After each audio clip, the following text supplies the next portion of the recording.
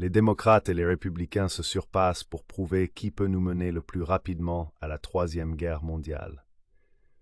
Joe Biden et les démocrates du Congrès font une offre convaincante pour être les principaux bellicistes. Les démocrates du Congrès viennent de voter à l'unanimité lors d'un vote de 210 contre 0 pour prolonger la guerre en Ukraine avec 61 milliards de dollars supplémentaires pour tuer plus de Russes et d'Ukrainiens, et par une majorité écrasante de 173 contre 37 pour 14 milliards de dollars supplémentaires afin de prolonger le massacre de masse des Palestiniens à Gaza par Israël. Donald Trump a donné son avis avant le vote en déclarant que la survie et la force de l'Ukraine sont importantes pour nous et que l'Europe devrait payer davantage. Le président républicain Mike Johnson a fait sa part pour l'incitation à la guerre en appelant la Russie, la Chine et l'Iran le nouvel axe du mal. L'insulte est survenue juste à temps pour que le secrétaire d'État Blinken s'envole pour la Chine afin de menacer de nouvelles sanctions américaines si la Chine commerçait avec la Russie de manière désapprouvée par les États-Unis. La candidate présidentielle la plus solide pour la paix est Jill Stein du Parti vert, qui est en bonne voie pour apparaître sur les bulletins de vote à travers le pays. Le Parti vert est bien avancé dans l'obtention d'un accès national complet et travaille très dur pour achever cette tâche. Cornel West, un autre candidat passionné pour la paix, est sur le bulletin de vote dans quelques États, mais en tant que candidat indépendant, fait face à des dépenses prohibitives pour l'accès au bulletin de vote à cause d'un système injuste manipulé par les deux principaux partis. Robert F. Kennedy Jr., hélas, n'est qu'à moitié un candidat pour la paix, fort sur la fin de la guerre en Ukraine par la diplomatie, mais soutenant avec véhémence la guerre d'Israël à Gaza, plutôt que la diplomatie qui est urgemment nécessaire et capable de mettre fin à la guerre. Sur une base bipartite, la Maison-Blanche et le Congrès poussent le monde vers une guerre mondiale. Washington n'a absolument aucune stratégie pour que l'Ukraine gagne la guerre, mais est déterminé à armer l'Ukraine pour tuer autant de Russes que possible, même si la guerre tue bien plus d'Ukrainiens.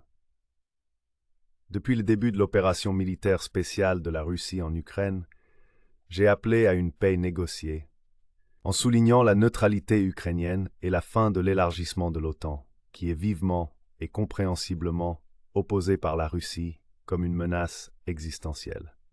Pourtant, Biden et le Congrès continuent d'insister sur l'élargissement de l'OTAN à l'Ukraine et donc sur plus de guerre. Le résultat? L'Ukraine a subi des centaines de milliers de victimes et des pertes territoriales continuent. En même temps, Biden arme maintenant Israël pour commettre des crimes de guerre inqualifiables, avec encore plus de soutien en route. La complicité des États-Unis dans le massacre des Gazaouis par Israël est fortement rejetée par le peuple américain, en particulier les jeunes. Pourtant, Biden et le Congrès n'écoutent pas le peuple. Le gouvernement de l'Afrique du Sud, dans une requête à la Cour internationale de justice, CIJ, a affirmé avec force qu'Israël commet un génocide. Pourtant, lorsque des étudiants américains disent la même chose, ils sont maintenant arrêtés. En fait, la CIJ a rapidement statué que les actions d'Israël pourraient bien violer la Convention de 1948 sur le génocide, en attendant une décision finale qui prendra plus de temps. Si tout cela ne suffisait pas, les États-Unis continuent d'intensifier leurs nombreuses provocations envers la Chine. Les États-Unis imposent de nouvelles mesures unilatérales commerciales, financières et technologiques pour entraver l'économie chinoise. Ces mesures violant les engagements américains en vertu des règles commerciales internationales, pourtant les États-Unis les imposent effrontément en tout état de cause. Dans une autre action paranoïaque et vindicative, le Congrès a également voté aujourd'hui que TikTok doit être vendu par ses propriétaires chinois à un propriétaire américain. Les États-Unis ont également l'audace d'attaquer la Chine pour sa surcapacité dans la production manufacturière. Le terme surcapacité signifie simplement que la Chine produit de grands volumes de biens manufacturés de haute qualité à des prix très bas. Les processus de production de la Chine pour les véhicules électriques, par exemple, sont incroyablement efficaces. Plus récemment, Biden a déployé des troupes américaines sur l'île de Kinmen, une île de Taïwan, en violation de la politique d'une seule Chine qui sous-tend les relations entre les États-Unis et la Chine, et donc la paix. Les États-Unis ont également inutilement intensifié la rhétorique anti-chinoise avec les dirigeants du Japon et de la Corée.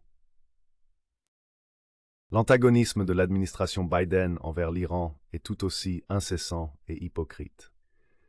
Le 1er avril, Israël a bombardé le complexe diplomatique de l'Iran dans une violation flagrante du droit international.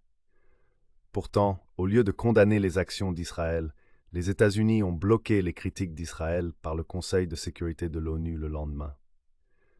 Lorsque l'Iran a contre-attaqué le 14 avril, les États-Unis ont vivement critiqué l'Iran et ont même imposé de nouvelles sanctions. Washington se donne beaucoup de mal pour affirmer de tels doubles standards. Alors, faisons le total concernant le prétendu axe du mal. Les États-Unis rejettent les négociations avec la Russie parce qu'ils veulent utiliser la guerre en Ukraine pour affaiblir la Russie, même si la guerre détruit l'Ukraine dans le processus. Les États-Unis refusent de prendre toute mesure pour freiner le massacre de masse d'Israël à Gaza. Les États-Unis provoquent de manière flagrante la Chine de multiples façons. Les États-Unis punissent l'Iran pour une escalade commencée par Israël. Il n'y a pas d'axe du mal.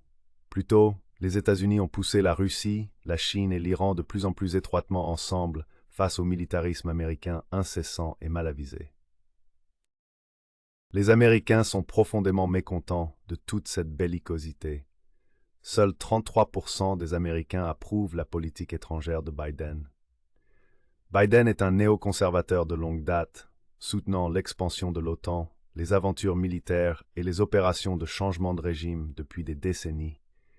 Il est également inapte à diriger le pays pour 4 autres années et ne devrait en aucun cas se présenter à une réélection.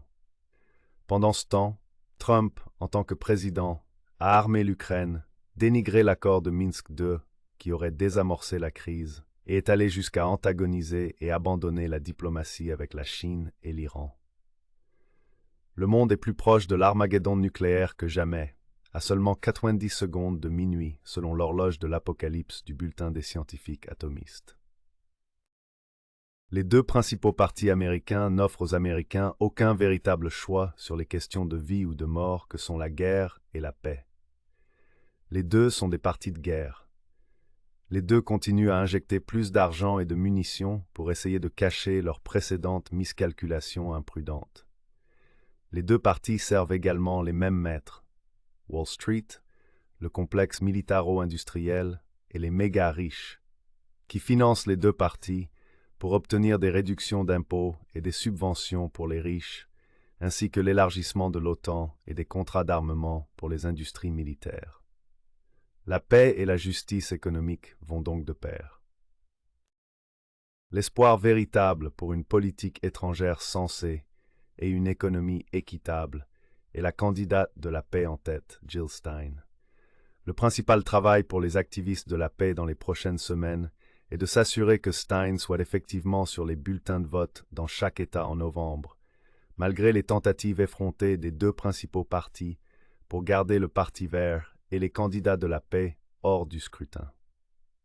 Alors que les Américains en nombre record appellent à un choix politique en dehors des partis échoués de la guerre et de Wall Street, et pour des solutions diplomatiques aux guerres qui font rage dans le monde, une vague de vote pour la paix pourrait bien se produire en novembre. Si Stein est sur les bulletins de vote à travers le pays, les électeurs auront ce choix.